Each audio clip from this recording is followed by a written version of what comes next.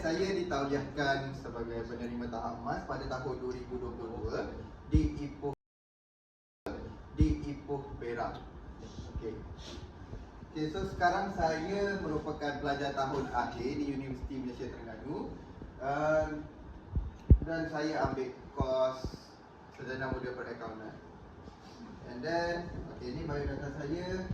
Seperti yang anda semua saya rasa dah tahu, saya boarding school. Saya merupakan sekolah asrama penuh di MRSM Mersing. And then saya melanjutkan pelajaran saya ke Kolej Pentekrasi Johor.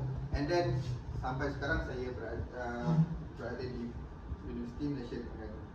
And then ini apa yang saya tempoh pelaksanaan saya sepanjang melakukan PRPM dari tahap gangsa sampai ke emas 4 tahun 5 bulan dan 4 hari. Dan untuk emas saja saya melakukan selama 2 tahun 4 bulan 13 hari. Jadi mesti anda tertanya-tanya kenapa saya mengambil masa yang lama sewaktu emas, kerana waktu Covid.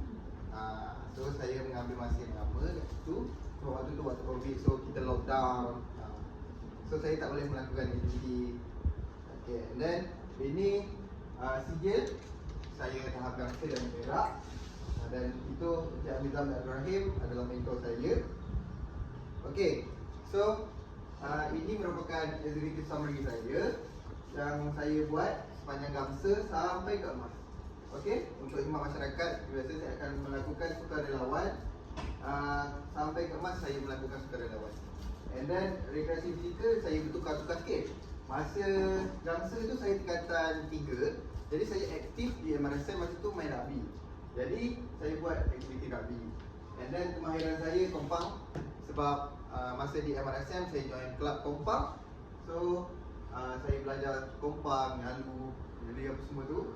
And then saya punya jala-jala asap masa tu camp pembinaan pada waktu belajar. Masa tu saya join kepimpinan punya program. And then untuk perak, saya punya rekreasi fizikal, saya rasa macam alamak, rugby ni bukan passion saya lah. So saya rasa saya nak tukar. So saya tukar kepada futsal. And then lepas tu sebelum program vaksin ini diadakan, saya dan rakan-rakan saya